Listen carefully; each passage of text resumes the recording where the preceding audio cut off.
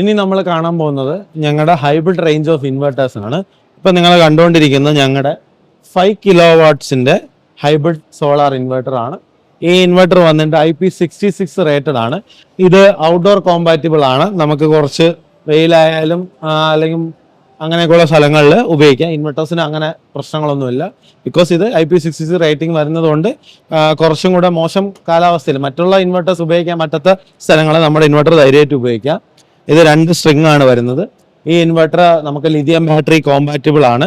പിന്നെ മാത്രമല്ല ഇതിൻ്റെ റിയൽ ടൈം ഡാറ്റ എല്ലാം നമുക്ക് വൈഫൈ, അതായത് നെറ്റ്വർക്കിംഗ് മോണിറ്റർ വഴി അതിൻ്റെ സോഫ്റ്റ്വെയർ വെച്ചിട്ടുണ്ട്. നമുക്ക് ഇതിൻ്റെ റിയൽ ടൈം പാരാമീറ്റേഴ്സ് എല്ലാം ഫോണിലൂടെ അറിയാൻ പറ്റുന്നതാണ്. വൈഫൈ കണക്ഷൻ മാത്രം നിർബന്ധം ഉണ്ടെന്നേ ഉള്ളൂ. ഇനിയിപ്പോൾ നമുക്ക് നമ്മുടെ തന്നെ ലിഥിയം ഫെറോഫോസ്ഫേറ്റ് ബാറ്ററീസ് ആണ് നിങ്ങൾ കണ്ടുകൊണ്ടിരിക്കുന്നത്. ഈ ബാറ്ററി വന്നിട്ട് 5 കിലോ വാട്ട് അവറിൻ്റെ ബാറ്ററിയാണ്. ഇത് 48 വോൾട്ടാണ് വരുന്നത്.